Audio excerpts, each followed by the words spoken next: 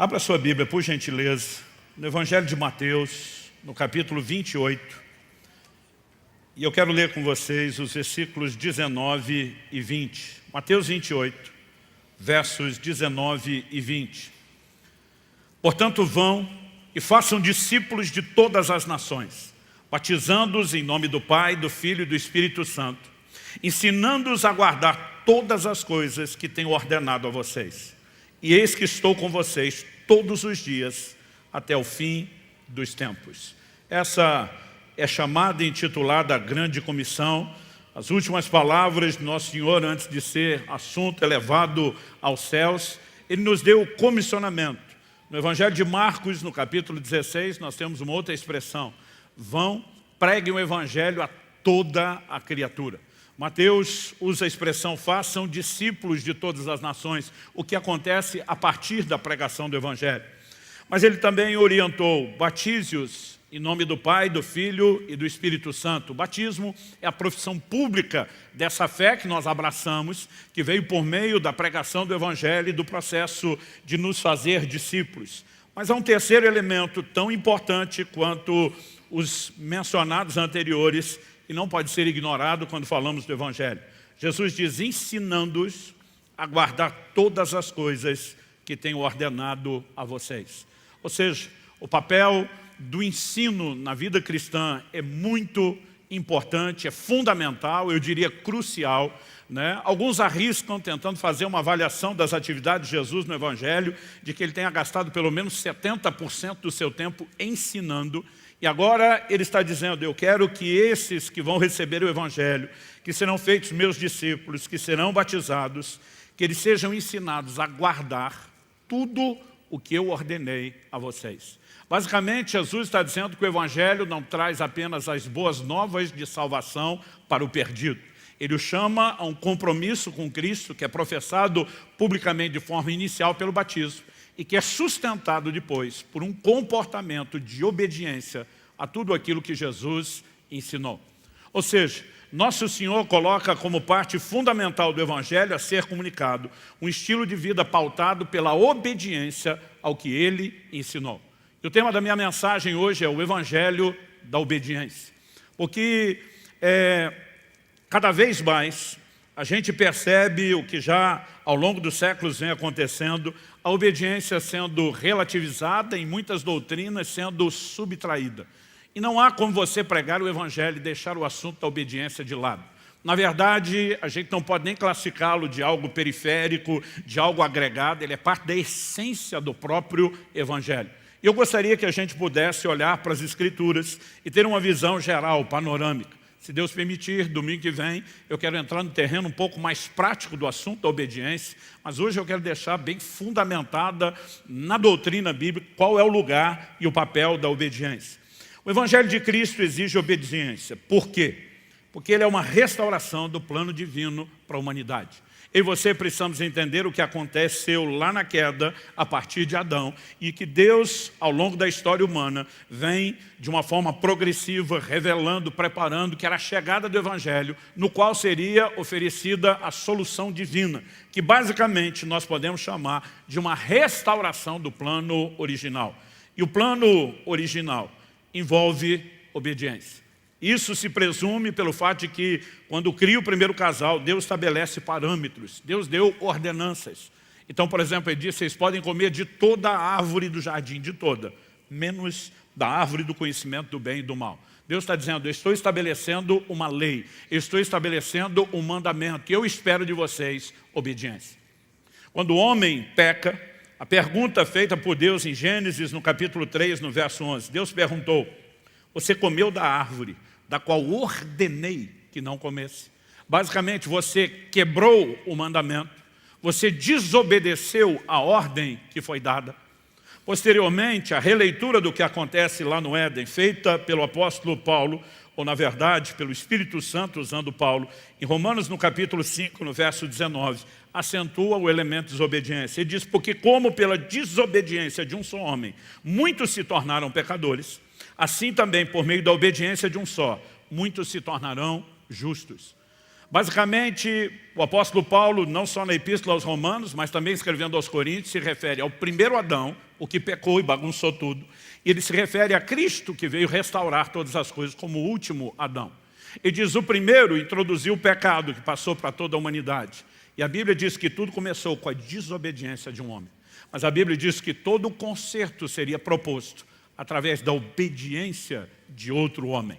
E não apenas Cristo vem manifestando plena obediência ao Pai, mas Ele vem ensinando e exigindo de todos os seus discípulos obediência.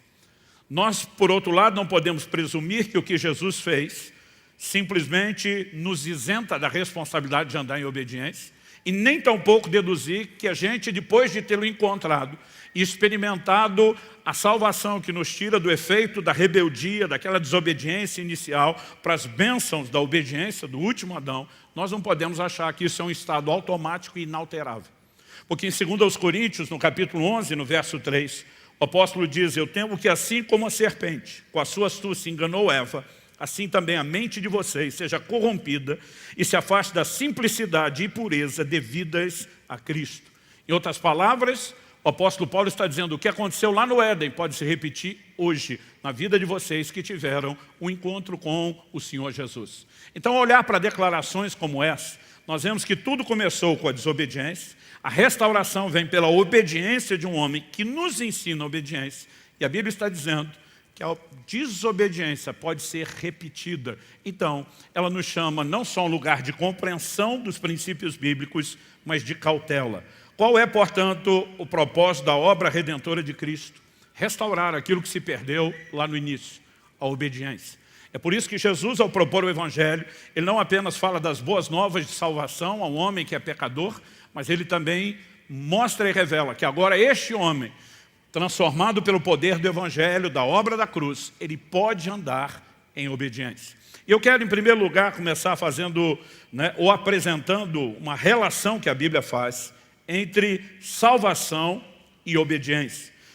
Há uma evidente, inquestionável relação bíblica entre esses dois assuntos, obediência e salvação. Então, ao olhar para a palavra de Deus, há vários textos, e acredite, eu não quero ser exaustivo, nós não vamos esgotar as declarações, mas eu quero despejar aqui uma overdose de textos bíblicos por várias razões. Em primeiro lugar, a Bíblia diz que a fé vem por ouvir e ouvir a palavra de Cristo. O que muda e restaura a nossa forma de pensar é a palavra de Deus. Ela tem o poder sobrenatural de ação em nós que nenhum discurso humano terá. Segundo, é a própria Bíblia que interpreta a Bíblia. E quanto maior é o volume de textos que nós usamos quando estamos ensinando, a gente deixa que a própria Bíblia explique a Bíblia. Terceiro, eu quero intencionalmente derrubar muita argumentação falsa, enganosa, de que a obediência não é necessária na vida cristã. Então me permita apresentar a você alguns desses versículos. Em Romanos 15, 18, o apóstolo Paulo fala que o seu ministério se consistia basicamente em conduzir os gentios à obediência. Ele diz assim, Romanos 15, 18, porque não ousarei falar sobre coisa alguma, a não ser sobre aquelas que Cristo fez por meio de mim, para conduzir os gentios à obediência, por palavras e por obras. Então, seja pregando, seja aquilo que ele fazia, ou mesmo os sinais se manifestavam, tinha um propósito, conduzir os gentios à obediência. Em 1 de Pedro, no capítulo 1, no verso 22, nós lemos, tendo purificado a alma pela obediência à verdade, e com vistas ao amor fraternal não fingido, amem intensamente uns aos outros de coração puro. Ele fala da purificação da alma e ele está se referindo à experiência inicial da conversão. E diz isso aconteceu pela obediência à verdade. Em Romanos, no capítulo 10, no verso 16, Paulo afirma, mas nem todos obedeceram ao Evangelho. Traduzindo, o Evangelho não é apenas para ser crido, é para ser obedecido. E como eu quero te mostrar, a obediência é uma expressão da nossa fé, da fé que nos leva à salvação. Em Efésios, no capítulo 2, dos versos 1 a 3, a Bíblia nos mostra que antes da conversão, a classificação, o adjetivo que recebemos é que nós éramos filhos da desobediência. Ou seja, a desobediência é aquilo que caracteriza o ímpio, aquele que não foi salvo, aquele que ainda não foi alcançado pelo Evangelho. Então o apóstolo diz, ele lhes deu vida, quando vocês estavam mortos em suas transgressões e pecados, nos quais vocês andaram no outro tempo, segundo o curso desse mundo, segundo o príncipe da potestade do ar, do espírito que agora atua nos filhos da desobediência. Entre eles também nós todos andamos no passado, seguindo as inclinações da nossa carne, fazendo a vontade da carne e dos pensamentos, e éramos por natureza filhos da ira, como também os demais. Basicamente, ele está dizendo que não apenas éramos filhos da desobediência, mas pela desobediência, filhos da ira, merecedores de condenação, e que nós não andávamos apenas na rebeldia de uma vontade própria que colide contra Deus, mas que essa vontade, que era um problema de natureza, ele menciona, era alimentada e instigada pela ação de espíritos malignos. Mas o Evangelho tem um grande projeto, que é mudar completamente essa classificação. Em 1 de Pedro, no capítulo 1, no verso 14, depois da conversão, a Bíblia diz assim, como filhos da obediência, não vos amoldeis às paixões que tinhais anteriormente na vossa ignorância. Ou seja, vocês eram filhos da desobediência, agora que se converteram, vocês são filhos da obediência. Porque a obediência expressa e define da forma mais prática possível o que é ser um seguidor de Cristo, o que é ter abraçado o Evangelho. Mas ele não está falando de uma mudança posicional intocável. E diz, agora que você é filho da obediência, não se amolde aos desejos que você tinha antes. Aquilo que te levava a desobedecer, ou seja, você é responsável por um novo estilo de vida, por uma nova conduta, ainda que Deus ofereça recursos que te ajudarão nesse processo. Ele está dizendo, a responsabilidade é toda sua. Então, a obediência, nós podemos dizer que ela não é só necessária para que se passe pela porta, mas para que também se siga todo o caminho. Ela é apresentada como uma espécie de continuidade na salvação. Aliás, em 1 de Pedro, no capítulo 1, no verso 2, ele usa uma expressão que é um indicativo de propósito. Ele diz assim, eleitos segundo a presciência de Deus Pai em santificação do Espírito, para a obediência e aspersão do sangue de Cristo. Ele menciona uma eleição, obviamente ele deixa claro que ela é baseada na presciência de Deus, eu não quero discutir esse assunto aqui agora, mas o indicativo de propósito é, fomos eleitos para a obediência e aspersão do sangue de Cristo. Ele não fala de uma eleição apenas para a aspersão do sangue de Cristo, para a santificação do Espírito, mas ele diz para a obediência. Ou seja, a obediência é apresentada aqui como o propósito. Hebreus capítulo 5, verso 9, referindo-se à obra de Cristo, diz, e tendo sido aperfeiçoado, tornou-se o autor da salvação eterna para todos os que lhe obedecem. Não apenas para todos os que creem nele, mas para todos os que lhe obedecem. Porque a obediência é a essência da expressão da nossa fé. Então, é importante que a gente leve em questão algumas coisas, porque como há essa evidente, inquestionável relação bíblica entre obediência e salvação, seja na hora de passar pela porta, seja na hora de trilhar o caminho, isso deixa alguns confusos. Eu, de vez em quando, sou questionado por alguns. Mas nós não somos salvos pela fé? Eu digo, claro que sim. Mas a mesma Bíblia que estabelece uma relação entre salvação e obediência, e diz que a salvação é pela fé, a mesma Bíblia também estabelece uma relação entre fé e obediência. Ou seja, esses assuntos de fé e de obediência também estão conectados. A carta de Paulo aos Romanos, ela é indiscutivelmente o maior tratado bíblico de fé, justificação, graça. E o apóstolo Paulo começa já nos primeiros versículos fazendo uma relação entre fé e obediência. E ele vai terminar nos últimos versículos da epístola fazendo de novo a mesma relação entre fé e obediência. A primeira, Romanos 1,5. Por meio dele viemos a receber graça e apostolado por amor do seu nome, para a obediência da fé entre todos os gentios. Esse para a obediência da fé, não apenas relaciona a obediência com fé, mas diz que o propósito do ministério é que haja uma obediência da fé entre todos os gentios. Em Romanos 16, 26, já nas declarações finais, ele diz assim, e que agora tornou, está falando do Evangelho, e que agora tornou-se manifesto, e foi dado a conhecer por meio das escrituras proféticas, segundo o mandamento do Deus eterno, para a obediência da fé entre todas as nações. O que eu e você precisamos entender é que a fé não é algo vago e subjetivo, como muitas vezes nós achamos. Por exemplo, a fé tem uma confissão. A Bíblia diz, se no teu coração creres e com a tua boca confessares a Jesus como Senhor. Ou seja, existem formas de expressar a fé. A confissão é uma delas. Nós podemos dizer que a fé tem uma visão. Pastor, mas a fé não é a convicção do que não se vê? Sim, a convicção do que não se vê com o olho natural. Mas a fé enxerga o que o olho natural não enxerga. Hebreus 11, 27 diz que Moisés ficou firme como quem vê o invisível. Então a fé, ela além de ter uma confissão, ela tem uma visão. Ela normalmente enxerga a materialização da promessa, quando todas as circunstâncias estão falando o contrário. E assim como a fé tem uma confissão que a expressa, tem uma visão que a sustenta, ela também é expressa por meio de obras. E muitas vezes as pessoas criam confusão onde não existe. Por exemplo, em Efésios, no capítulo 2, no verso 8, a Bíblia diz, pela graça sois salvos, mediante a fé, isso não vem de vós, é um dom de Deus, não vem das obras para que ninguém se glorie. O apóstolo Paulo apresenta um conceito de que obras, que normalmente estão relacionadas com a ideia de mérito, elas jamais podem substituir a fé que se apropria do que Deus, pela graça, favor imerecido, nos disponibiliza. Quando Martinho Lutero, por exemplo, que foi um dos cabeças da reforma protestante, um de vários, ele começa a pregar a mensagem da justificação pela fé, né? No momento onde a igreja vendia indulgências, levava muitos a acreditar que obras geravam mérito em relação à salvação, ele bate o pé e diz, nós temos que voltar à palavra, e ele começa a levantar essa bandeira. Martinho Lutero, de acordo com muitos historiadores, passou a ter um desconforto muito grande com as declarações do livro de Tiago. Porque Tiago diz, me mostre sua fé sem obras, que eu vou te mostrar, através das minhas obras, a minha fé. Alguns chegam a comentar, né, que Lutero tinha o desejo de tirar o livro de Tiago da Bíblia. Nós não sabemos se isso é verdade, mas o seu desconforto é evidente e é registrado. Mas o que eu e você precisamos entender é que a palavra de Deus não se contradiz. Eu sempre digo que diante de qualquer aparente contradição, o que você tem é apenas um desafio de interpretação.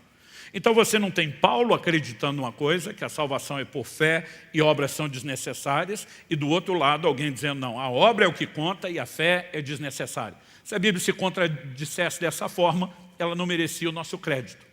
O que nós precisamos entender é a avaliação que nós estamos fazendo dessas declarações. E eu fico assim incomodado com como a avaliação, a interpretação de muitos é feita de forma emocional. Então o apóstolo Paulo está dizendo o seguinte, nada substitui a fé. Obras não substituem a fé. Ele está dizendo uma coisa, não exclui a outra. Mas ele não está dizendo que a fé exclui as obras. Tanto que depois de dizer o que diz, pela graça sois salvos mediante a fé, isso não vem de vós, é dom de Deus, não vem das obras. Ele começa o versículo 10 dizendo assim, pois somos feitura dele, criados em Cristo Jesus para as boas obras. Basicamente o que Paulo está dizendo é que nós não somos salvos pelas obras, mas nós fomos salvos para as obras. Dá para entender a diferença? Então ele não jogou as obras fora. Ele disse apenas que ela é uma consequência da nossa fé e não um substituto da nossa fé. Agora, o que Tiago está falando é justamente o oposto. Tiago está dizendo, alguns de vocês, em nome da fé, jogaram fora as obras. Aliás, o texto, apesar de longo, eu acho que merece a minha e a sua atenção. Se você quiser, me acompanhe em Tiago, no capítulo 2, a partir do verso 14. Tiago diz assim, meus irmãos, qual é o proveito se alguém disser que tem fé, mas não tiver obras? Será que essa fé pode salvá-lo? Essa fé sem obras? Se um irmão ou uma irmã estiverem com falta de roupa e necessitando do alimento diário, e um de vocês lhe disser, vão em paz, tratem de se aquecer e de se alimentar bem, mas não lhes dão o necessário para o corpo, qual é o proveito disso? Assim também a fé, se não tiver obras, por si só está morta. Ele não está dizendo que as obras da fé se limitam a aquecer o corpo de alguém ou dar comida. Mas ele está dizendo, assim como não adianta você dizer, ó, se resolva e não fazer nada, ele está dizendo uma fé que não tem obras, ela é morta. Aí ele continua no verso 18. Mas alguém dirá, você tem fé e eu tenho obras. Mostre-me essa sua fé sem as obras e eu com as obras lhe mostrarei a minha fé. Tiago não está excluindo a fé. Tiago só está dizendo a fé não é desculpa para excluir as obras. Então ele diz, você quer ter uma fé sem obras? E eu estou te mostrando a minha fé através das minhas obras. Mas não é só a declaração do que ele faz. Olha o que ele diz no verso 19. Você crê que Deus é um só? Faz muito bem. Até os demônios creem e tremem. Ele está dizendo, os demônios também creem na existência de Deus. A pergunta é, se sujeitam a Ele? Estão em obediência a Ele? E a resposta é não. Então ele está dizendo que tem fé que não funciona. Verso 20, seu tolo, você quer ter certeza de que a fé sem obras é inútil? Por acaso não foi pelas obras que Abraão, nosso pai, foi justificado quando ofereceu seu filho Isaque sobre o altar? Você percebe que a fé operava juntamente com as suas obras e que foi pelas obras que a fé se consumou. E se cumpriu a escritura que diz, Abraão creu em Deus, e isso lhe foi atribuído para a justiça, e ele foi chamado amigo de Deus. Assim vocês percebem que uma pessoa é justificada pelas obras e não somente pela fé. Ele não está excluindo a fé, mas ele mostra que uma fé se expressa por meio de confissão, por meio de visão, mas também por meio de obras. Então, se alguém crê no coração, mas não confessa Jesus Senhor, será salvo? Não. Mas ele não tem fé, mas não está expressando a fé bíblica no seu pacote completo. E quando falamos das obras, não é diferente. Nós precisamos entender que o comportamento, ele jamais pode ser visto como uma substituição da fé, mas sim como uma expressão dela. Hebreus 11:8 fala de Abraão e diz, pela fé, Abraão obedeceu a Deus. Ou seja, a obediência é uma encenação, é uma externalização de uma atitude interior chamada fé. Assim como lá no Éden, a queda, a desobediência foi uma atitude exterior de uma outra interior, que foi a incredulidade. Quando a Bíblia fala do pecado inicial, ela chama de desobediência, mas isso foi aquela parte externalizada. O que é que aconteceu do lado de dentro? Incredulidade. Quando Satanás tenta o primeiro casal e diz, por que Deus disse para vocês não comer da árvore do conhecimento do bem e do mal? Não, se a gente comer, a gente vai morrer. Vocês acham mesmo que Deus está interessado no bem de vocês? Ele está escondendo o ouro, Ele está limitando vocês, Ele está privando vocês do que é melhor. E essa desconfiança de Deus querer ou não o melhor, e a decisão de andar pela própria consciência, a capacidade de dizer, independente de Deus, eu faço minhas escolhas, eu busco minhas gratificações, ela se traduziu exteriormente na desobediência ao mandamento, mas começou com incredulidade. E se a semente da desobediência é a incredulidade, a semente da obediência é a fé. As duas coisas estão relacionadas. Quem está entendendo, diga amém. Ou seja, simplificando, a salvação é para aqueles que fazem de Jesus seu Senhor. É o que Paulo diz lá em Romanos, se no teu coração creres que Deus ressuscitou Jesus dentre os mortos e com tua boca confessares a Jesus como Senhor. Essa palavra Senhor, ela é fraca na nossa cultura, ela não expressa o entendimento que eles tinham. Por quê? A gente pega o filho falando ao pai, sim Senhor, para indicar respeito. A gente pega alguém na cadeia de comando militar, batendo continência, né, para uma patente superior, dizendo sim senhor, no sentido de eu vou obedecer uma voz de comando. E é o máximo que na nossa cultura a gente consegue ler a palavra senhor. Mas a palavra senhor, utilizada lá no original grego, ela só era aplicada a uma pessoa. Quem? Um amo, ou seja, alguém que era senhor, que era dono de um escravo. Então o escravo se dirigia a ele, dizendo, você é meu senhor. Significa o quê? Você é meu dono. Eu não sou dono de mim mesmo. Você é que tem total controle sobre minha vida. Traduzindo, eu não tenho vontade própria, eu vivo para satisfazer a sua vontade. Ou seja, você não entra na salvação oferecida por Cristo, a menos que reconheça o senhorio dele. E qual é a essência do senhorio? Em Lucas 6,46, Jesus diz, por que é que vocês me chamam Senhor e não faz o que eu mando? Então, se não tem salvação sem reconhecimento do senhorio, e a essência do senhorio é a obediência, como é que nós vamos relativizar a obediência dentro do Evangelho? Como que nós vamos comprometer isso? Então, depois de fazer essa primeira relação entre salvação e obediência, eu quero fazer uma relação entre a vida cristã, para os que experimentaram o início da salvação por meio da conversão e obediência. Nós já vimos que Jesus diz, ensinem eles a guardar todas as coisas, não uma boa parte, não a maior parte, mas todas as coisas que eu tenho ordenado a vocês. Jesus basicamente está dizendo, o Evangelho, ele vem oferecer ao homem uma lei. E hoje em dia é uma distorção do entendimento de graça, como se graça significasse o fim de todo e qualquer tipo de lei. Eu lembro que alguns anos atrás, depois de pregar uma mensagem sobre obediência, alguém chegou para mim e falou, você nunca leu na Bíblia que o fim da lei é Cristo? Eu falei, não, só li como te digo onde está, Romanos capítulo 10, verso 4. Ele falou, e você não percebeu a sua incoerência? Eu falei, qual a incoerência? Da sua mensagem? Eu falei, não. Ele falou, só existe obediência onde tem lei. E eu falei, não dá para questionar o que você está falando, é uma lógica tão simples, qualquer criança entende. Só tem obediência onde tem lei ou mandamento. Eu falei, e? Ele falou, e aí que está a sua incoerência. Se a Bíblia diz que não tem mais lei, como é que você está pregando obediência? E na verdade a abordagem dele ainda foi assim no início: você está por fora da revelação divina. E a vontade minha era dizer: garoto, eu tenho mais tempo com a cara na Bíblia, estudando a Escritura, do que tu tem de vida respirando. Mas eu lembrei que era crente. Eu lembrei que era pastor. Então eu só falei: compartilhe a revelação. E fui dando corda, e ele foi expondo. Eu falei: querido, já que você apelou para a lógica, me ajuda a entender o seu conceito de lógica. Porque Paulo, que tinha uma mente mais brilhante do que a minha e a sua juntos, somado, e mais de uma boa turma por aí, você acha que ele então estava se contradizendo? Não, Paulo é o autor da revelação. Eu falei: criatura, 90% dos textos que eu usei para pregar a obediência são de Paulo. Se Paulo acreditasse no que se acredita, que não tem mais lei, e se não tem lei, não tem motivo para obediência, por que é que Paulo ia falar tanto sobre obediência? Eu falei: você não tinha que ter usado a mesma lógica para pressupor que você que está equivocado?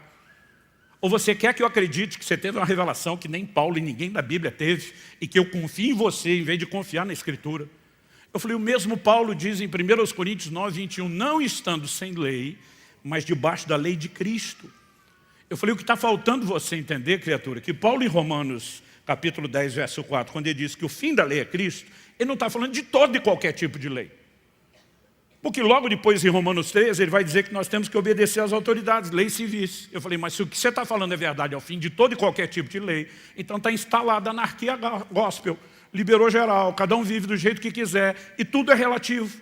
Eu falei: nós vamos voltar à época dos juízes, que a Bíblia diz que cada um fazia conforme bem entendia. Não existia parâmetro, não existia governo. Eu falei: isso você acredita? Eu falei: isso não está na Bíblia.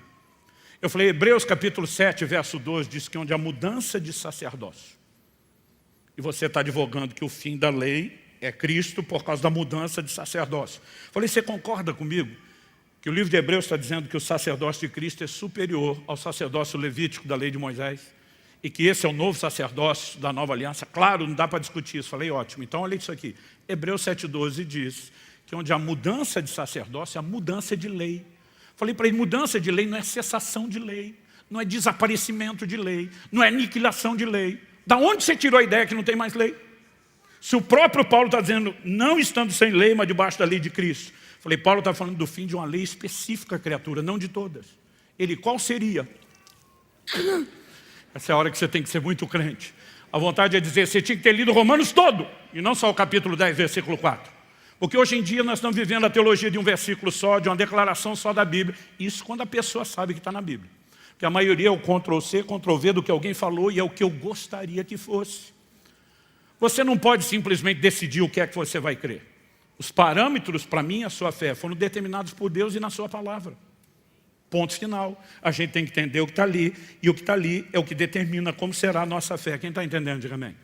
Então Jesus está dizendo: eu deixei mandamentos que estão aí para ser obedecidos. Então tem lei. Então nós não estamos mais debaixo da lei anterior. Nós estamos debaixo de uma nova lei. Por isso que Jesus, em João 13, 34, diz: um novo mandamento vos dou. Então ele está dizendo, não é o anterior, mas tem mandamento. Então você não pode relativizar o fato de que tem mandamento, e nem tampouco de que os mandamentos continuam requerendo do ser humano a mesma coisa: obediência. A caminhada cristã é uma caminhada de obediência. Por isso somos chamados de filhos da obediência. E Jesus não apenas declara que nós precisamos obedecer tudo o que foi instruído, como as orientações apostólicas são muito específicas nas epístolas. Romanos capítulo 6, do verso 16 ao 18, diz assim: será que vocês não sabem que, ao se oferecerem como servos para a obediência, vocês são servos daquele a quem obedecem, seja do pecado que leva à morte, ou da obediência que conduz à vida?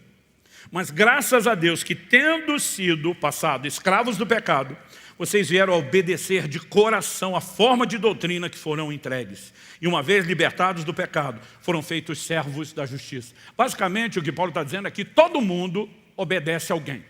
Quem não obedece a Deus está em rebeldia a Ele, está obedecendo e servindo ao pecado e aos seus desejos. Então ele diz, a questão é quem é que você vai obedecer. A obediência aos seus desejos e ao pecado significa desobediência a Deus. Mas a Bíblia está dizendo que nós abraçamos uma forma de doutrina que nos foi entregue e viemos a obedecer de coração a essa forma de doutrina. É assim que o Evangelho é caracterizado. Quem está entendendo, diga amém. Então, não é apenas a experiência da conversão, de passar pela porta, mas toda a caminhada. Em Gálatas, no capítulo 5, no verso 7, Paulo faz a seguinte declaração: vocês vinham correndo bem. Aí ele pergunta: quem foi que os impediu de continuar a obedecer à verdade? Então isso precisa fazer com que você entendamos que apenas se converter não significa que porque posicionalmente Jesus ofereceu algo para mim e para você, então está tudo garantido e você não tem nenhuma responsabilidade e não há nada que a gente faça que vá atrapalhar o processo iniciado. Paulo diz que alguém que começou a obedecer de coração a forma de doutrina, ele pode ser impedido de continuar obedecendo à verdade. Ou seja, como citamos anteriormente, Paulo diz: eu temo que assim como foi com Eva, alguns de vocês, em vez de dar ouvidos a Deus, dê ouvidos a Satanás, aos falsos ensinos, às falsas doutrinas e se perca no processo da obediência. A obediência é requerida do início ao fim da caminhada cristã. E o Senhor Jesus sinalizou isso com toda clareza, obviamente falando e apontando para o tempo em que eu e você vivemos. Eu fico pasmo quando algumas pessoas querem desacreditar o ensino de Jesus como se fosse para a igreja. Não, Jesus veio falar para os judeus. Eu digo, fala sério. Ele diz: faça discípulos de todas as nações, gentios. Batizem, ensinem eles a guardar o que eu estou mandando. E você vem dizer que Jesus vem ensinar só o judeu. Jesus vem reformar a lei que os judeus têm, incluir os gentios no plano de Deus com a lei nova, e você quer dizer que o que ele falou é para aquela turma e não para a gente? E todo esse malabarismo exegético, teológico, é a tentativa de pessoas de simplesmente não aceitarem o que está aqui. Marcos capítulo 7, de 6 a 8. Jesus respondeu: bem profetizou Isaías a respeito de vocês, hipócritas, como está escrito: esse povo me honra com os lábios, mas o seu coração está longe de mim. Em vão me adoram. O que é essa definição de uma adoração inútil? Honrar Deus com os lábios, mas o coração longe. E diz: em vão me adoram, ensinando doutrinas que são preceitos humanos. Ou seja, não é de hoje que as pessoas tentam mudar o que Deus falou, estabelecer algo humano no lugar de um mandamento ou uma lei divina. Mas Jesus diz assim no verso 8: rejeitando o mandamento de Deus, vocês guardam a tradição humana. No verso 9, nós ainda lemos: disse-lhes ainda, vocês sempre encontram uma maneira de rejeitar o mandamento de Deus para guardarem a própria tradição. Resumindo, Jesus está dizendo que um povo que ainda que ofereça culto, que fale que o ama, que o adore, que cante, que tenha toda a liturgia, mas não obedece, e diz que essa adoração é inútil. Aliás, algo que você precisa entender na Escritura é que mais do que adoração, Deus espera de mim e de você obediência. Agora, muitos de nós estamos achando ser possível dar adoração sem dar obediência. Eu quero te dizer, não é possível, e a desobediência anula a sua adoração. Nós podemos ver isso não só na declaração do próprio Jesus. Desde o Antigo Testamento, nós vemos o próprio Deus trabalhando esses aspectos. Em Êxodo, no capítulo 19, versos 5 e 6, quando Deus tira aquela geração do Egito e chega no Monte Sinai, o que é que Deus pede para eles? O texto sagrado diz assim: agora, pois, se ouvirem atentamente a minha voz e guardarem a minha aliança, vocês serão a minha propriedade peculiar dentre todos os povos, porque toda a terra é minha e vocês serão para mim um reino de sacerdotes e uma nação santa. Deus está dizendo: o que eu quero um povo separado, eu quero um povo meu. E o que eu espero deles? Que eles ouçam atentamente minha voz e guardem a minha aliança. Lá na frente o profeta Jeremias vai falar uma geração que está vivendo o clímax, o apogeu da apostasia. Jeremias capítulo 7, 21 a 26, nós vemos a seguinte advertência que Deus dá por meio do profeta. Assim diz o Senhor dos Exércitos, o Deus de Israel: juntem os seus holocaustos aos outros sacrifícios e comam a carne vocês mesmos. No dia em que tirei os pais de vocês da terra do Egito, não lhes falei, nem lhes ordenei nada a respeito de holocaustos ou sacrifícios. Mas o que lhes ordenei foi isso. E agora vai citar o texto de Êxodo 19 que eu li. Deem ouvidos à minha voz, eu serei o seu Deus e vocês serão o meu povo. Andem em todo o caminho que eu lhes ordeno para que tudo lhes vá bem. Mas eles não quiseram ouvir, nem atenderam, porém andaram nos seus próprios conselhos e na dureza do seu coração maligno. Andaram para trás e não para frente. Desde o dia em que os pais de vocês saíram da terra do Egito até hoje, muitas e muitas vezes, todos os dias, eu lhes enviei todos os meus servos, os profetas, mas vocês não quiseram me ouvir, nem me atenderam. Foram teimosos e fizeram pior do que os seus pais. Deus está dizendo: em algum momento eu falei de sacrifício quando tirei vocês do Egito? Não. Deus não está dizendo que depois não estabeleceria isso. Mas Ele está dizendo, antes de instituir o culto, eu instituí o básico, obediência. Agora, vocês querem me dar culto, mas não querem me dar o que foi instituído e requerido antes, que é a obediência. Deus está dizendo, eu não aceito esse tipo de culto. E 1 Samuel, no capítulo 15, versos 22 e 23, se Deus permitir, eu vou explorar esse assunto melhor semana que vem. Nós lemos, porém Samuel disse, uma palavra dirigida ao rei Saul, será que o Senhor tem mais prazer em holocaustos e sacrifícios do que no obedecer a sua palavra? Eis que obedecer é melhor do que o sacrificar, e o ouvir é melhor do que a gordura de carneiros, porque a rebelião é como pecado de feitiçaria, e a obstinação é como a idolatria e o culto a ídolos do lar. Por você ter rejeitado a palavra do Senhor, também ele o rejeitou como rei. Aqui nós vemos a aplicação do que falamos na semana passada. Reciprocidade. O que você o rejeitou, Deus também te rejeitou. Nós precisamos entender, quando falamos de compromisso com Deus, o elemento da responsabilidade humana e da reciprocidade de Deus, eles sempre vão se mesclando. O que é que nós percebemos o tempo todo? Deus nos chamou a esse lugar. Não, mas eu amo Jesus, você ama mesmo? João 14, 21, Jesus diz, aquele que tem os meus mandamentos e os guarda, esse é o que me ama. Em outras palavras, ele está dizendo, quem me ama não é quem diz que ama, é quem obedece. Porque a obediência é a expressão da fé, é a expressão da nossa adoração, é a expressão do nosso amor por Ele. Quem está entendendo, diga amém. Terceiro e último lugar. Pastor, mas o senhor há de convir que a obediência talvez não seja assim tão simples. Há duas coisas que nós precisamos separar. A primeira são as verdades bíblicas e a segunda, a maneira como entendemos e interagimos com elas. Normalmente a gente quer avaliar a verdade de Deus a partir de uma experiência que é pobre de entendimento, que carece de melhor compreensão dos princípios que governam o reino de Deus e dos recursos que estão à nossa disposição. Então, por exemplo, vamos falar sério. Quando a gente fala a respeito de graça, eu vejo hoje em dia os pregadores modernos da graça, eles estão tentando suprimir ou relativizar a obediência em nome de uma suposta revelação da graça. Eu quero te provar pela Bíblia que a graça não veio nem suprimir, nem relativizar a obediência.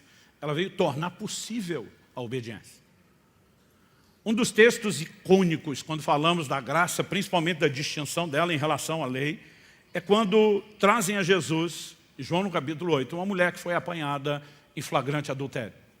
A história termina no versículo 11 do capítulo 8 de João, com Jesus fazendo uma declaração a essa mulher.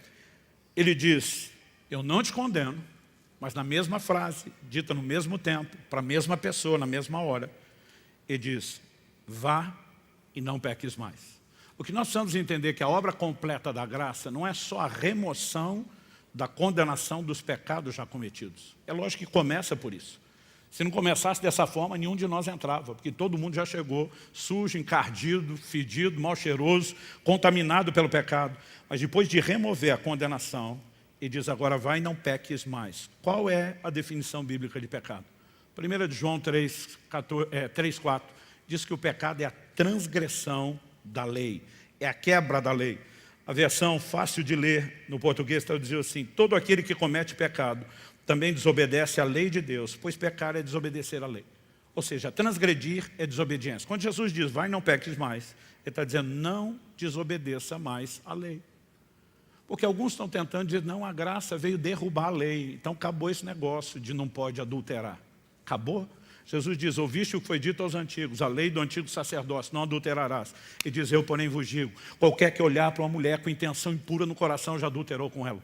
Jesus está dizendo, o mandamento não só não foi derrubado, como foi ampliado. A graça não veio baixar o padrão, a graça veio levantar o padrão. Isso é inquestionável nas Escrituras. Agora, o problema de quem lida com o entendimento da lei, dizendo que o homem não podia obedecer porque ela era difícil, se a lógica é essa, e você identifica um problema, de acordo com a identificação que você faz do problema, é que você vai ter que apresentar a solução. Então, se o problema é que a lei é que era muito difícil de cumprir, qual seria a solução? É que na graça Deus teria que tirar essa coisa difícil. Aí a gente consegue levar. E esses pregadores pós-modernos da graça apresentam a lei impraticável, difícil. Portanto, ela era o inimigo e Cristo veio nos resgatar da lei. Eu quero te dizer que não é esse o evangelho. Cristo não veio nos resgatar da lei, Cristo veio nos resgatar do pecado. A lei é apresentada na Escritura como algo bom. Paulo escreve aos Romanos, escreve a Timóteo dizendo a lei é boa. Como é que eu vou chamar de ruim algo que Deus chama de bom? O que as pessoas não entendem é qual é o papel pelo qual a lei foi dada. Então lá no Éden tudo começa com a desobediência. Depois há um momento onde Deus apresenta uma série de mandamentos que sustentam a revelação de quem Ele é, o seu padrão moral, aquilo que Ele espera do homem e que o homem não conseguia cumprir. Por que não conseguia cumprir? Porque a lei não foi dada com o propósito de transformar o homem. Jesus diz em Mateus capítulo 11, verso 13, que a lei e os profetas profetizaram até João. Nós sabemos que a lei ela tinha prazo de validade. Nós sabemos que o fim da lei é Cristo, mas por que ela muda? Porque ela não era apenas transitória, ela era transitória por um motivo, ela era profética. Toda a lei convergia em Cristo. Quando Cristo vem cumprir, e Ele afirma, eu não vim revogar, eu vim cumprir. Quando Ele vem cumprir todos os aspectos proféticos daquilo que seria a solução plena e definitiva, a lei não seria mais necessária. Então, a mudança de lei, não a ausência. Mas o que nós precisamos entender é que nesse tempo, durante a lei, Deus não apenas estava apontando a necessidade de um Salvador, como seria a obra que Ele faria, mas Deus estava tentando levar o homem ao reconhecimento do seu estado, da sua condição. Traduzindo, a lei nunca foi a cura, ela era o diagnóstico. A cura se manifestaria por meio da graça. É por isso que em Romanos, no capítulo 8, no verso 3, o apóstolo Paulo diz assim, aquilo que fora impossível à lei, ou seja, ela não podia fazer, Deus fez enviando seu Filho. O que significa Deus fez enviando seu Filho? Em João, no capítulo 1, no verso 17, a Bíblia diz, a lei foi dada por intermédio de Moisés, a graça e a verdade por meio de Jesus. Então a Bíblia está dizendo que o que a lei não resolveu, a graça viria a resolver. A pergunta é como a graça veio solucionar? Se o problema era um padrão alto, a solução teria que ser baixar o padrão. E nós vimos que Jesus não fez isso. Significa que o problema nunca foi o padrão alto. Se você entender que o problema era a incapacidade do homem de cumprir o padrão, então a solução da graça seria empoderar o homem para não só cumprir o padrão anterior, mas satisfazer um padrão ainda maior. Algo que sozinho ele não conseguiria, mas ele seria sobrenaturalmente capacitado para isso. Quem está entendendo? A Bíblia diz que éramos por natureza, filhos da ira e da desobediência. O problema aqui era a natureza. E a grande mudança de lá para cá é uma transformação de natureza, que é acompanhada de recursos para que eu e você possamos viver a obediência. Gente, vamos falar sério. Jesus olha para essa mulher e diz, eu não te condeno pelo que você já fez, mas vou te dar uma ordem, não peque mais. Só que a maioria de nós diz, impossível. Espera aí, se é impossível parar de pecar e Jesus exigiu isso da mulher, então Jesus mentiu para ela. Vamos trabalhar as hipóteses lógicas aqui. A primeira delas é, Jesus trollou a mulher. Esse é o caráter do Cristo revelado na Escritura? Não. A Bíblia diz que Ele é luz e que nele não há trevas nenhuma. A Bíblia diz que Deus não pode mentir. Jesus não está mentindo para essa mulher. Ah não, pastor, alguns tentando dar uma suavizada. Não é que Ele mentiu assim de propósito, mas é porque enganado estava, porque ele não conhecia bem a Bíblia, não estudou teologia, então porque não acreditava direito como as coisas funcionavam, ele achou que estava falando a verdade sem ser. Se o verbo, a própria palavra encarnada, não entender de Bíblia e teologia, quem é que entende? E se alguma coisa do que Cristo falou não é digna de confiança, por que é que o resto seria? Ou seja, isso só nos leva à terceira e última hipótese. Ele não mentiu, ele não enganou, ele não estava enganado. Terceiro e último, ele falou a verdade. Ah, pastor, ele até falou a verdade, beleza, mas não é possível. Então, no mínimo, para não chamá-lo de mentiroso, ele seria injusto. Porque como é que ele apresenta algo que é verdadeiro, mas não é possível, e exige isso de nós? Isso também não condiz com o caráter de Deus. Agora, o que eu e você precisamos entender, não é possível pelos nossos próprios recursos, mas é possível com os recursos dele. Dá para entender a diferença? Quando Jesus diz, é difícil um rico entrar no reino de Deus, os apóstolos dizem, quem é que vai ser salvo? Jesus diz, para o homem impossível, para Deus tudo é possível. Jesus está dizendo, se vocês tentarem entender o Evangelho na perspectiva de possibilidades humanas, na razão de vocês, vai dar ruim. Vocês precisam entender o sobrenatural. Por que eu estou dizendo isso? Eu não sei você, mas eu lembro, na minha adolescência, eu lendo Mateus 5,48, no Sermão do Monte. Jesus dizendo, sede vós perfeitos, como perfeito é o vosso Pai Celestial. Sabe qual era meu sentimento? Eu não verbalizava o respeito, mas meu sentimento era, exagerou, hein, Jesus? Estava empolgadinho hoje. Porque eu pensava, ser perfeito já não é possível. Ser perfeito que nem Deus? Ué, se não for possível, por que é que Ele mandou? E se Ele mandou algo que não é possível, Ele não é coerente, Ele não é justo, ou Ele não falou a verdade. Se qualquer uma dessas hipóteses for verdadeira, joga fora todo o resto do que Ele falou. Porque você não pode pegar uma parte do que Ele falou como verdadeira e outra não. Até porque quem é que decide o que é verdadeiro e o que não? E como uma parte pode ser verdadeira de alguém que fala outra parte que não é verdade? Então no Evangelho é tudo ou nada. Mas de alguma forma a gente tenta adaptar as coisas porque a gente quer entender na perspectiva humana. Eu não sei você, mas eu sei que muito crente como eu, quando lia 1 Coríntios 10, 12, onde Paulo diz, aquele que está em pé, cuide para que não caia. E a ordem é clara, cuida para não cair. A gente adapta o versículo na cabeça da gente. Não é para cair toda hora. Não é para cair todo dia. É para cair cada vez menos. Não foi nada disso que ele falou. Ele falou, não cair. Ah, mas não é possível. Não é possível em qual perspectiva? Se você olhar o versículo seguinte, o 13, e diz, não vos sobreveio tentação que não fosse humana. Ponto 1. Nenhuma tentação é sobre-humana. Nenhuma tentação é sobrenatural. Ela é natural. Só que o problema é que a gente já começa descrendo da palavra de Deus aqui, porque a maioria dos crentes acredita que tentação é sobrenatural. Aliás, eu brinco que o crente não confessa pecado, ele justifica. Pastor, aconteceu algo maligno, satânico, infernal, diabólico, demoníaco. Sempre a culpa é do Satanás. Porque foi o diabo que me atentou. Não é nem tentou, é atentou. A Bíblia está dizendo, não vos sobreveio tentação que não fosse humana. A tentação humana, ela é natural, ela não é sobrenatural. Aí o crente que não lembra da Bíblia na hora de pecar, vira teólogo depois. Mas a Bíblia diz que Satanás é o tentador. Falei a mesma, a Bíblia diz em Tiago 1,14, cada um de vós é tentado, quando atraído e enganado pelo próprio desejo. É o seu desejo que te trola, não é o Satanás. Mas a Bíblia diz que Satanás é tentador. Aí eu falo para alguns, ok, vamos lá. O tentador está do lado de fora. A tentação está do lado de dentro. O tentador do lado de fora é um ente sobrenatural. Mas a tentação do lado de dentro é um desejo. O máximo que o tentador do lado de fora pode fazer, ele não tem o poder de empurrar dentro de você um desejo que você não tem. O máximo que ele pode fazer é botar o cardápio debaixo do seu nariz, esperando provocar o seu desejo, esperando que você se renda a ele. O tentador é sobrenatural, a tentação não é, nunca foi, nunca será sobrenatural. Pensa comigo, qual é a lógica? Se a tentação é sobrenatural e vencer um esforço humano, quem é que ganha essa batalha? Consciente ou inconscientemente, você já deu um perdido antes de começar. Agora, se a gente entender o que é sobrenatural nessa história, que não é a tentação, a Bíblia diz, Deus não permitirá que vocês sejam tentados além das vossas forças. Ou seja, a tentação nunca é maior do que a capacidade de resistir. Mas mesmo assim ele está dizendo, eu não vou deixar vocês sozinhos. O texto diz, mas Deus é fiel, não permitirá que vocês sejam tentados além das vossas forças. Pelo contrário, juntamente com a tentação vos proverá livramento, de sorte que a possais resistir. Sobrenatural é o livramento, não é a tentação. Agora, se eu e você pararmos de crer errado, que a tentação é sobrenatural e vencê-la é humano, e começarmos a crer certo, espera aí, a tentação é humana, é natural, e vencê-la é sobrenatural, a conversa muda completamente. Então, quando a Bíblia está dizendo que está em pé, cuide para que não caia, temos responsabilidade sim, não significa que Deus nos deixou sozinho no cumprimento da responsabilidade. Ele diz, a tentação já não é maior do que suas forças, mas não vou te deixar sozinho, eu dou livramento. Judas afirma, ora, aquele que é poderoso para nos guardar de tropeçar, o mesmo Deus que diz, não caia, não tropece, ele está dizendo, eu te ofereço recurso.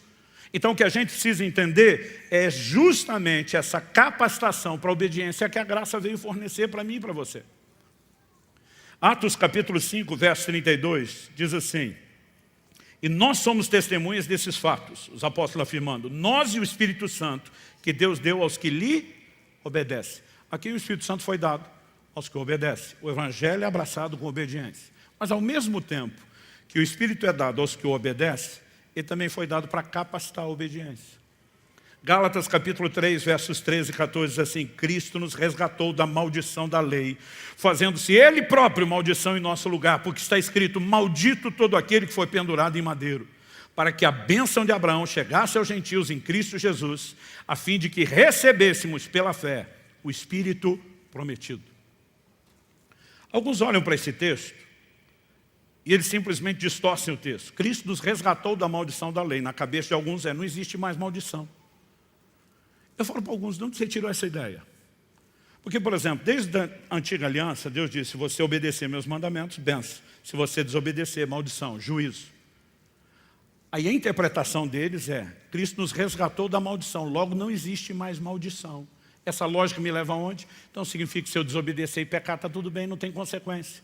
E eles inventaram uma graça inconsequente que favorece a desobediência. Aí eu digo para alguns, se esse é o seu entendimento sobre maldição, que Cristo nos resgatar da maldição e que a maldição desapareceu, não existe mais, por que é que isso não se aplica ao pecado? Cristo nos resgatou do pecado. E as pessoas continuam pecando, o pecado não deixou de existir. Cristo nos resgatou da morte e as pessoas continuam morrendo. A Bíblia diz, o último inimigo a ser vencido é a morte. Então, haverá um momento onde ela será totalmente erradicada. Mas a redenção desse momento não é a erradicação dela. Então, qual é o entendimento de Cristo nos resgatou do pecado? Não é que o pecado deixou de existir, mas como diz Romanos 6,14, o pecado não mais terá domínio sobre vós. Pode continuar existindo, mas não vai me controlar. Isso significa o quê? Maldição não deixou de existir. Se as pessoas desobedecem à palavra de Deus, continua havendo consequência e juízo. Então, o que significa Cristo nos resgatar da maldição? A maldição é consequência da desobediência. O ser humano, na lei, ele tinha uma prática inevitável de desobediência. Era um problema de natureza. É por isso que a Bíblia diz em Romanos 8,3, o que a lei não podia fazer, porque estava enferma pela carne. O que é enferma pela carne? O próprio texto vai apontar que está falando para o fato de natureza pecaminosa.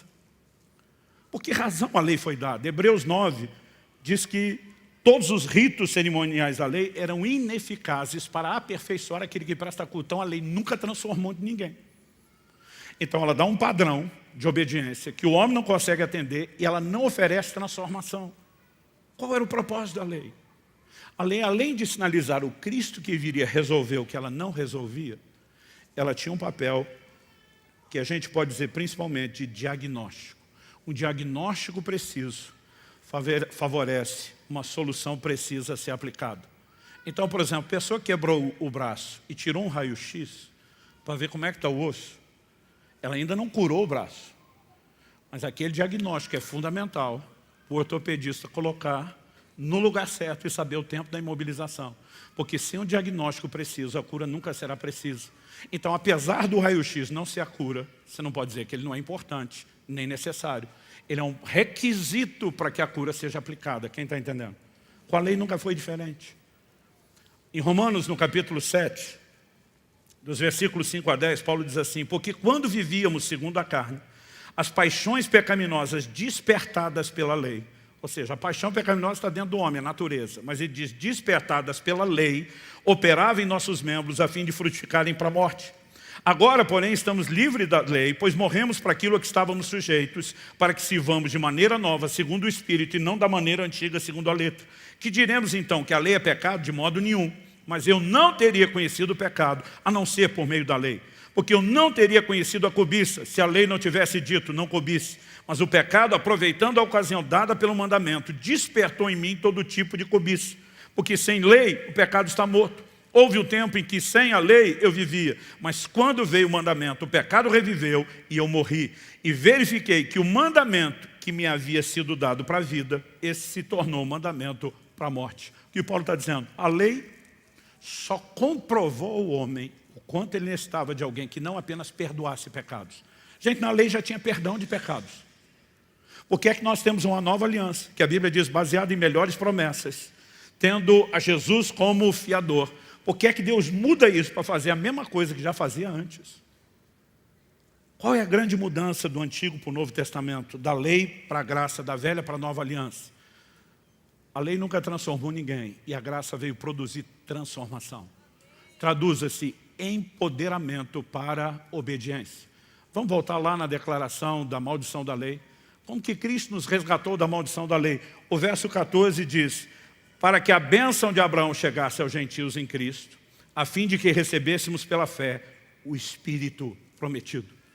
Nós passamos o mês de setembro inteiro ensinando sobre o Espírito Santo e é impossível esgotar o assunto. Mas um deles que merece a nossa atenção é que o Espírito Santo nos foi dado para empoderar a obediência. E é por isso que a gente escapa da maldição. Porque se a maldição é fruto ou consequência da desobediência, e eu sou empoderado pelo Espírito de Deus para obedecer, eu posso andar na bênção de Deus. E não está falando de uma transição que é automática, mas ele está dizendo, eu posso sair dos domínios da maldição e permanecer na bênção, porque agora, em Cristo e na nova aliança, a obediência é possível. Quem está entendendo, diga amém. Romanos capítulo 8, versos 3 e 4 diz assim, porque aquilo que a lei não podia fazer, por causa da fraqueza da carne, isso Deus fez enviando seu próprio Filho em semelhança de carne pecaminosa, e no que diz respeito ao pecado. Ao falar da carne pecaminosa, ele mostra que a lei estava enferma por uma natureza pecaminosa. O homem nunca poderia viver obediência, nem ser transformado por ela. Mas ele diz, o que a lei não podia fazer, Deus fez, enviando seu próprio Filho em semelhança de carne pecaminosa e no que diz respeito ao pecado. E assim, ao enviar seu Filho, Deus condenou o pecado na carne, a fim de que a exigência da lei se cumprisse em nós, que não vivemos segundo a carne, mas segundo o Espírito. Qual era a exigência da lei? Uma só, obediência. Mas aquilo que nunca foi possível durante a própria lei, quando Deus envia seu Filho, por meio da graça, pela primeira vez na história da humanidade, se tornaria possível. Traduzindo, o que desde o Éden, desde a queda, ninguém nunca mais conseguiu viver plena obediência. Pela primeira vez, pela manifestação da graça, a obediência seria restaurada e ela se tornaria possível. Se essa é a maior definição de graça, como, em nome de Deus, esse povo anda pregando uma graça que diz que você pode continuar pecando e que não tem problema. Se a essência do Evangelho é a transformação do homem na imagem de Jesus, como que um evangelho que me deixa igual a qualquer ímpio, com a distinção que diferente deles eu vou para o céu e não para o inferno, pode ser considerado algo são? Quando a Bíblia fala de sã doutrina, é porque existe uma doutrina que não é sadia e que está contaminando muita gente. E nós precisamos entender, quando a obediência é relativizada ou comprometida, nós vamos ter problema. Um dia alguém me viu pregando sobre obediência e falou assim para mim, legalista, que é um mantra que essa turma repete. Eu falei, eu vou provar que o legalista é você. Não, quem prega a lei é você, o legalista é você. Eu falei, não, a questão não é o que cada um fala, é a definição do que cada um fala. Eu falei, Romanos capítulo 6, verso 14, faz a seguinte afirmação, porque o pecado não mais terá domínio sobre vocês, porque não estáis debaixo da lei, e sim debaixo da graça. A diferença estabelecida pela Bíblia de quem está debaixo da lei ou debaixo da graça é quem está sob o domínio do pecado ou quem está fora. Eu ensino meu povo a viver fora do domínio do pecado, então estou pregando graça. Você diz para o seu povo que não tem problema pecar. Você está fazendo eles viver debaixo da lei. A diferença é que você botou em mim, que prego a verdadeira graça, o rótulo de legalista, e assumiu sobre você, o maior de todos os legalistas, que mantém o povo escravo do pecado, o rótulo de graça. Falei, o rótulo não interessa. O que conta é o que a palavra de Deus diz. A graça é uma força capacitadora para vivermos a obediência. E eu e você precisamos entender que hoje em Cristo Jesus, não só a mudança de natureza, mas a escolha de sujeitar-se dia após dia à ação do Espírito, ao empoderamento da graça, nos permite viver a obediência que sempre foi exigida do homem. Essa é a proposta do Evangelho, desde o início e até o seu fim, e ela continua imutável. O Evangelho ainda é um Evangelho de obediência. Quer você goste, quer não, quer você queira, quer não, esse é o Evangelho. A pergunta é, se você quiser adequar o Evangelho, você pode permanecer dentro dele? E eu quero te responder, não. O juízo eterno é apresentado na Bíblia como sendo destinado aos desobedientes. 2 Tessalonicenses 1:8, aqui eu termino. A Bíblia fala de vingança contra aqueles que não conhecem a Deus e não obedecem ao Evangelho. Estou falando do juízo eterno. 1 de Pedro 4:17, ele fala que o juízo começa na casa de Deus. Aí ele afirma, se é com dificuldade que o justo se salva, olha a pergunta que ele faz, qual será o fim daqueles que não obedecem ao Evangelho de Deus? A expressão sempre é julgamento sobre quem não obedece ao Evangelho. Em 1 de Pedro 3,19, ele menciona espíritos em prisão. E no verso 20 ele diz, os quais noutro tempo foram desobedientes, quando Deus aguardava com paciência nos dias de Noé, enquanto se preparava a arca, na qual poucas pessoas, apenas 8, foram salvas através da arca. A Bíblia diz que Noé foi pregoeiro da justiça. Ele não fez uma arca apenas para si e para a sua família. Qualquer pessoa que tivesse atendido a mensagem poderia ter escapado do juízo. Mas a Bíblia diz, os desobedientes foram julgados. E é sempre assim que essa história termina. Salvação para os que se dispõem à obediência, a romper com o ciclo de rebeldia da própria natureza pecaminosa e dizer, vou me sujeitar a você, Jesus, vou fazer do Senhor o meu Senhor, e se a essência do Senhor e a obediência, eu vou viver a obediência, e ainda que não me seja naturalmente possível, eu vou usar os recursos sobrenaturais para andar em obediência.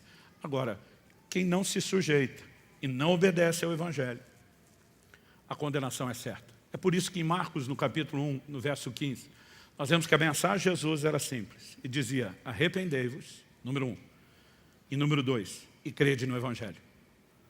Por que o arrependimento é apresentado antes da fé?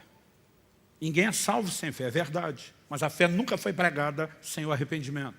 Porque a fé que é seguida da expressão prática de obediência, ela requer que o homem se arrependa da sua rebeldia, seja por natureza, seja pelos seus atos, e se dispõe a dizer, a partir de hoje não serei dono de mim mesmo, eu me dobrarei ao governo de Cristo, eu escolho viver a obediência, ainda que nesse momento eu sei que eu não tenho tudo que eu preciso. Eu acredito que o mesmo Evangelho que está me chamando a esse lugar vai me empoderar para obedecer, e eu vou corresponder. Antes da fé, o arrependimento sempre foi o passo fundamental. Infelizmente, o Evangelho do nosso tempo, ele suprimiu o arrependimento. Eu digo às pessoas, se ninguém precisa se arrepender, por que é que eles precisam de salvação? Se o homem não se reconhece com o problema do pecado, por que é que ele precisa de um Salvador? Agora, se ele precisa de um Salvador e é pecador, ele tem que começar reconhecendo. E a partir do reconhecimento, observando a distância entre onde ele está e o que ele precisa, entender que é nessa hora que Deus entra. Mas a partir do reconhecimento do mesmo velho e antigo problema, a tal da rebeldia. Que Deus nos ajude a entender, para a partir disso, poder também compreender o aspecto prático e os seus recursos. E como eu disse, se Deus permitir, semana que vem, eu quero mexer no elemento um pouquinho mais prático de viver essa obediência. Por hora, eu quero que você feche seus olhos por um instante. E posso ter um momentinho de oração.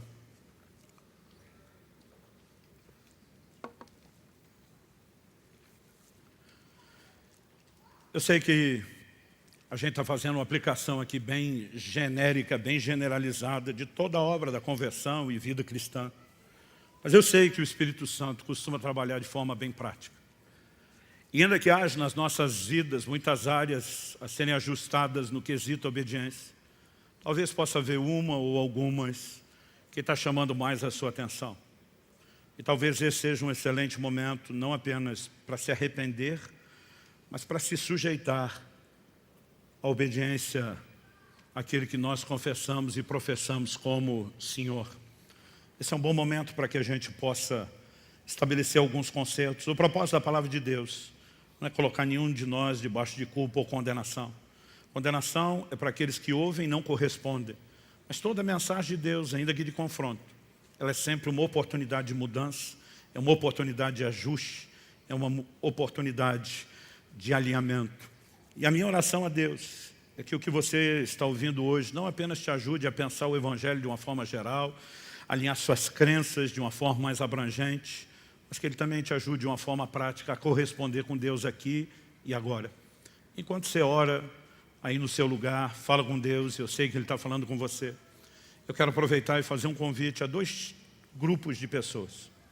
O primeiro deles são aqueles que nunca fizeram de Jesus o Senhor das suas vidas. Eles podem ter a consciência pela própria experiência de que são pecadores, podem ter aquele anseio não explicado que precisam de salvação, e talvez tenha sido isso que te trouxe aqui. Mas é importante que você saiba, a salvação não será alcançada porque você frequenta os nossos cultos ou qualquer outro lugar. A Bíblia diz, há um só nome dado entre os homens pelo qual importa que sejamos salvos. E esse nome é o nome de Jesus. A Bíblia diz, há um só mediador entre Deus e os homens, Jesus Cristo, homem. Ele é o único que pode oferecer salvação a mim e a você. Eu gostaria de dar uma oportunidade àqueles que ainda não tomaram essa decisão de fazer de Jesus o Senhor, o dono da sua vida. Não só alguém que te perdoa hoje, vai viver te perdoando sempre de um comportamento que nunca muda, mas que oferece um perdão inicial e transformação como parte do combo. Mas além de oferecer oportunidade para que as pessoas tomem essa decisão, que a gente classifica aqui de a mais importante da sua vida, até porque tem impacto não só sobre a sua vida terrena, natural, mas sobre toda a sua eternidade. Há um segundo grupo de pessoas que precisam de uma decisão parecida, que vai trazer os mesmos benefícios. Mas eu gosto de separar em que categoria estão. Porque esse segundo grupo ele é composto por pessoas que um dia tomaram essa decisão que nós acabamos de propor agora ao primeiro grupo. Mas ao longo do caminho, como disse Paulo, de alguma forma, eles deixaram de obedecer à verdade. Se afastaram de Deus, se distanciaram da obediência, ainda que nem sempre tenham se distanciado da igreja ou do convívio com os outros discípulos de Jesus. Mas Tiago, capítulo 5, verso 19 e 20, diz assim: meus irmãos, se alguém entre vocês se desviar da verdade e alguém o converter, saibam que aquele que converte o pecador do seu caminho errado salvará da morte a alma dele e cobrirá uma multidão de pecados. A Bíblia trata esse desviado, esse que se desviou da verdade, como um pecador que precisa de conversão, assim como aqueles que estão decidindo pela primeira vez. A diferença é que você já sabe a resposta que tem que dar, você um dia já provou o resultado e precisa entender que mesmo que tenha caído ou se afastado, Deus é a semelhança daquele pai amoroso que recebe de volta o filho pródigo. Ele está chamando você de volta. Ele está dizendo: eu nunca desisti de você e eu vou continuar lutando por você. Eu quero você de volta. E eu sei que essa é uma oportunidade para que alguns estabeleçam uma reconciliação, um recomeço, uma volta à obediência. E eu quero que você se considere, ainda que distinguindo um do outro, parte do grupo que vai receber o mesmo benefício, a capacidade de corresponder com o evangelho da obediência. E eu quero fazer um convite a vocês. Se você é parte de um desses dois grupos e quer atender a esse convite que Deus está fazendo de transformar a sua vida, de introduzi-lo na experiência e no caminho de salvação, eu quero que você possa tomar essa decisão hoje, aqui e agora, e fazer isso nos termos definidos pelo próprio Jesus. Eu vou pedir que todos fiquem em pé, isso vai facilitar o que nós vamos fazer agora. Eu quero convidar cada um de vocês que precisa tomar essa decisão a sair bem rápido do seu lugar e vir aqui à frente, nós vamos orar juntos. Pastor, o senhor quer que eu faça isso na frente de todo mundo? Não sou eu que quero. Jesus diz em Mateus 10, 32, todo aquele que me confessar diante dos homens, eu também o confessarei diante do meu Pai e dos anjos que estão nos céus. Mas ele também diz: todo aquele que me negar diante dos homens, eu também o negarei diante do meu Pai e dos anjos que estão nos céus. Ele está dizendo: você quer ser meu discípulo, a sua decisão tem que ser pública. A boa notícia é que essa audiência não está aqui para te julgar. A verdade, eles estão aqui para te apoiar, estão torcendo por você. Muitos estão orando por você agora mesmo. E a Bíblia diz que há festa nos céus quando um pecador se arrepende. E a gente gosta de fazer festa aqui embaixo, porque Jesus nos mandou orar que a vontade dele seja feita na terra como é feita no céu. Se tem festa lá, ele quer que tenha festa aqui. Isso para nós é motivo de alegria, de festa, de júbilo, sempre que acontece. Então, sabendo que você não será julgado, mas apoiado, o mais rápido possível, sai do seu lugar, vem para cá. Você que precisa tomar essa decisão de entregar sua vida a Jesus ou de recomeçar, e Deus está falando ao seu coração, talvez você diga: eu não entendi tudo que esse cara falou, mas algo está me incomodando, algo está me pegando. Você sabe que o discurso de um homem não poderia fazer essa bagunça que está acontecendo dentro de você. Isso é o Espírito Santo. Ou mesmo aqueles de vocês se distanciaram e precisam de recomeço. Sai o mais rápido possível do seu lugar, vem para cá. Eu sei que Deus está falando ao coração de muita gente. Eu não vou apressar esse momento pela importância que ele tem. Então, se você precisa dessa decisão, agora é a hora. Pastor, eu posso fazer isso outro dia, é verdade, esse outro dia pode não chegar. A Bíblia diz: se hoje ouvides a sua voz. A Bíblia diz: hoje é o dia aceitável, hoje é o tempo da salvação. A salvação, a hora da salvação é sempre o hoje, é o agora. A Bíblia também diz: se hoje ouvides sua voz, não endureça o coração. Você pode decidir se sujeitar e obedecer, ou você pode bater o pé e dizer: eu não me curvo, eu não me dobro.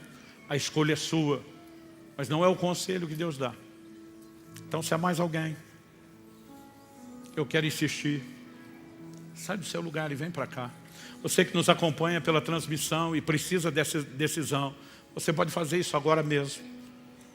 Seja assistindo essa ministração ao vivo, ou mesmo posteriormente, vendo ela de forma gravada.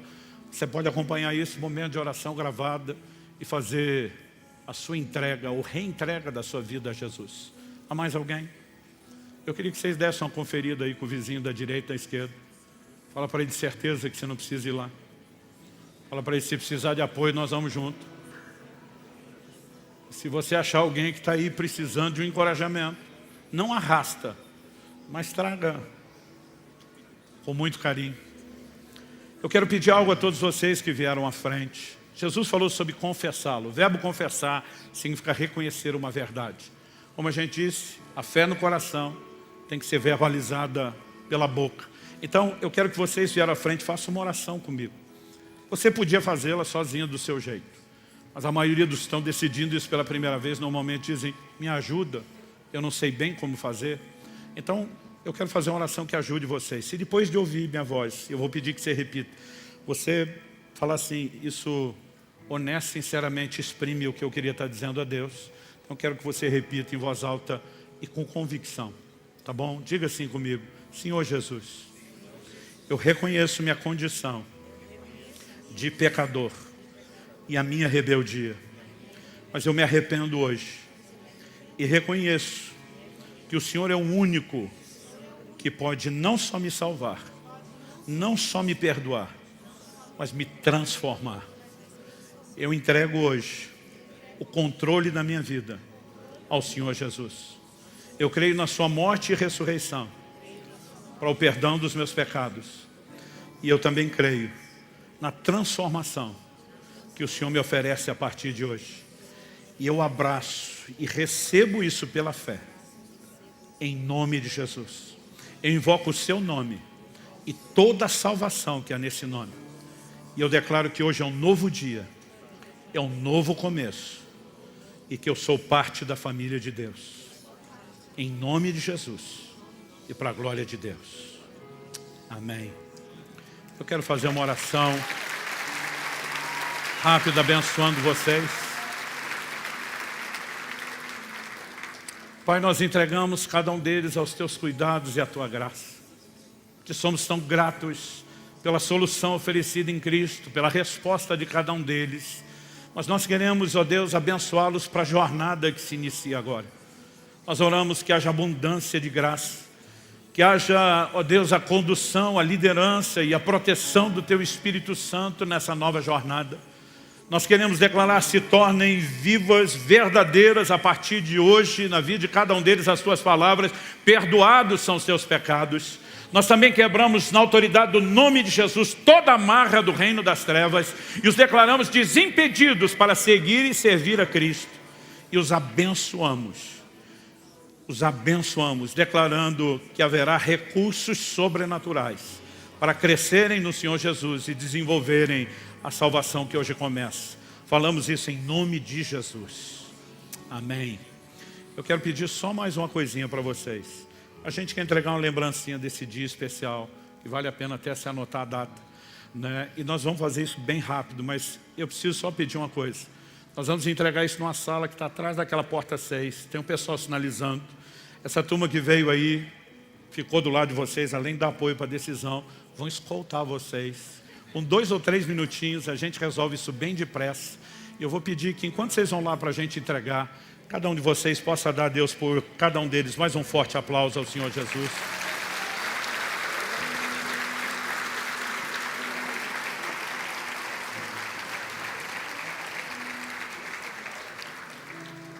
Se não for pedir muito, eu queria ver se vocês topam voltar domingo que vem para eu terminar minha mensagem. E depois de 6 domingos pregando consecutivamente, eu prometo dar um descanso. Foi quase um recorde. Eu prometo dar um sumiço, mas não tão duradouro. Eu creio que Deus está nos chamando a um lugar de entendimento e compreensão do que é uma sujeição mais profunda a Ele. E é importante que você lembre, nós não vamos fazer isso sozinhos, nem baseado no esforço, nem de maneira que no final das contas a gente se orgulhe de nada, né? O apóstolo Paulo disse, no final das contas, se alguém puder, né, se orgulhar de alguma coisa, não vai ser de nenhum mérito, mas apenas daquilo que Deus tem feito por cada um de nós. E que a gente, compreendendo isso, possa dar a Deus a devida resposta. Então, se Deus permitir, domingo que vem eu quero estender o assunto da obediência. Para quem não veio, a mensagem vai ter começo, meio e fim. Para vocês que vieram, vai fazer muito mais sentido o que nós vamos falar com essa fundamentação do que só ouvir o que nós vamos falar no domingo que vem. Portanto, se você pretende trazer alguém, ou sabe de algum irmão que perdeu hoje, mas estará domingo que vem, fala para ele acessar, né, o canal da Alcance no YouTube. A palavra vai estar disponível durante a semana. Isso vai ajudá-los na continuação.